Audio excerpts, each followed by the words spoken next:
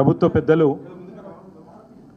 కొన్ని అబద్ధాలు పదే పదే వల్లె వేస్తుంటే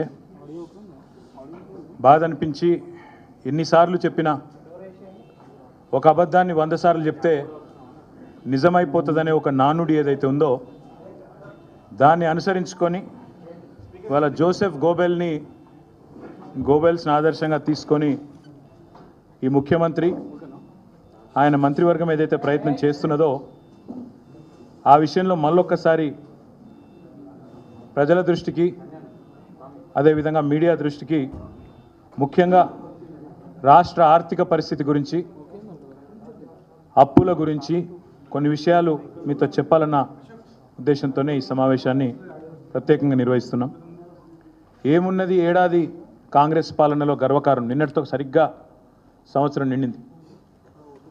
ముందుగా నేను మా పార్టీ నాయకులు మా కార్యకర్తలకు కూడా హృదయపూర్వకంగా నేను ధన్యవాదాలు చెప్తా ఉన్నా. ఎందుకంటే బాక్సింగ్ క్రీడలో ఒక నానుడి ఒక సామెత ఉంటుంది. బాక్సింగ్ క్రీడకు సంబంధించి ఎంత గట్టిగా మనం పంచ్ విసరగలిగినామన్నది కాదు, ఎంత గట్టిగా విసిరే పంచ్ని తీసుకొని తట్టుకొని తిరిగి నిలబడ్డామనేది ఒక క్రీడాకారుడి యొక్క నిజమైన సత్తాకు అది పరీక్ష అని చెప్తూ ఉంటారు.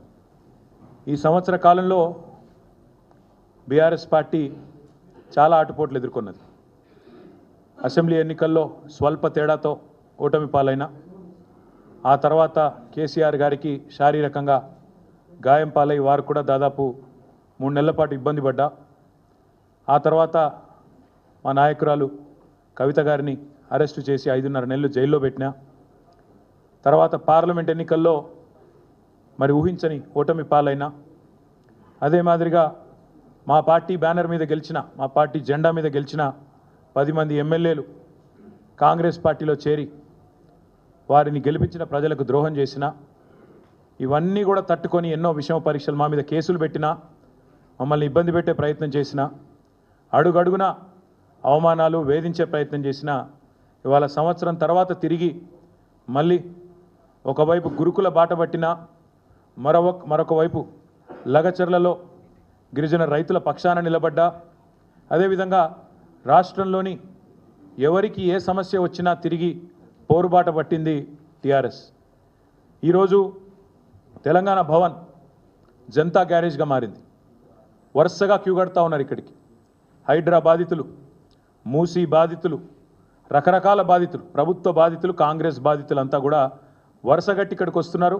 వచ్చి వారి వేదన వారి బాధ చెప్పుకుంటూ ఉన్నారు. అందుకే నేను అనేది మా నాయకులకు మా కార్యకర్తలకు ముందుగా శిరస్సు వంచి వారి పోరాట స్ఫూర్తికి నా ధన్యవాదాలు తెలియజేస్తా ఉన్నా. ముఖ్యంగా సోషల్ మీడియాలో కూడా ఎక్కడికక్కడ ఖండాంతరాల్లో ఉండే మా తమ్ముళ్ళు మా చెల్లెళ్ళు కూడా చాలామంది మరి పార్టీ ఉండాలా, ఖచ్చితంగా తెలంగాణకు శ్రీరామ రక్ష అంటే కేసీఆర్ నాయకత్వం అని చెప్పి బలంగా నమ్మి వాలంటీర్గా పనిచేస్తున్న తమ్ముళ్లకు చెల్లెళ్లకు, సోషల్ మీడియా సైనికులకు, క్షేత్రస్థాయిలో ప్రతిరోజు కాంగ్రెస్తో తలపడుతున్న మా కార్యకర్తలకు, కేసులకు వెరవకుండా ఇవాళ సింహాల్లాగా పోరాడుతున్న మా నాయకులందరికీ పేరు పేరున హృదయపూర్వకంగా ధన్యవాదాలు తెలియజేస్తూ మరొక 4 ఏళ్ళు ఈ పోరాటాన్ని ఇంకా ఉధృతంగా తీసుకుపోదామనే ఒక కేసీఆర్ గారి సూచన, కేసీఆర్ గారి భావన కూడా మీకు తెలియజేస్తూ, మరి ఏడాది పాలనలో ఏమున్నది గర్వకారణం అంటే రాష్ట్రం ఇవాళ నిజంగా చూస్తే రేవంత్ రెడ్డి ప్రభుత్వం వచ్చిన తర్వాత 1,00,000 కోట్లు అప్పులు కొత్తాయి. రేవంత్ బ్రదర్సు మాలామాలైనరు.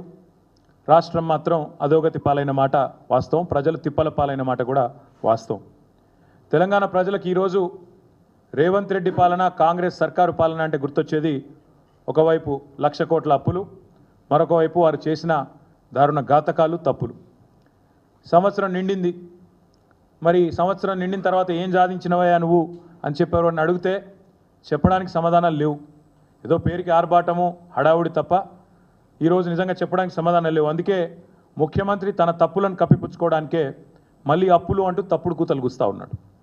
అప్పులు అంటూ తప్పుడు కూతలు కూస్తున్న ముఖ్యమంత్రికి నేను చెప్పేది, అప్పుల మీద కాదు జరగాల్సింది, నీ తప్పుల మీద చర్చ.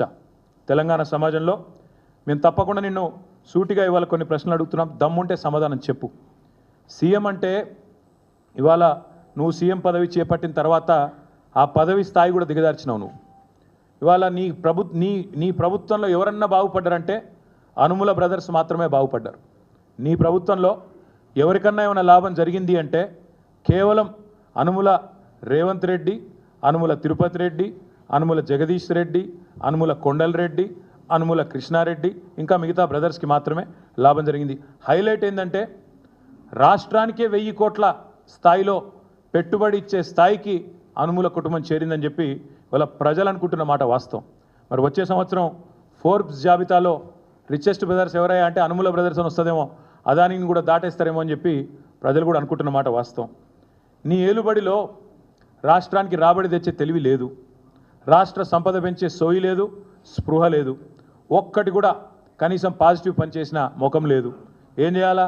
అందుకే నోటికి వచ్చినట్టు తెల్లారలేస్తే కాకి కూతలు చెప్తా. మేము మా నాయకులు ఎప్పుడు చెప్తా ఉంటారు, కేసీఆర్ను తిట్లు, కేసీఆర్కు తిట్లు, దేవుళ్ళ మీద ఓట్లు, ఇచ్చిన హామీలకు తూట్లు. ఇదే నువ్వు చేసింది ఏందా సంవత్సరం అంటే ఒక గిది.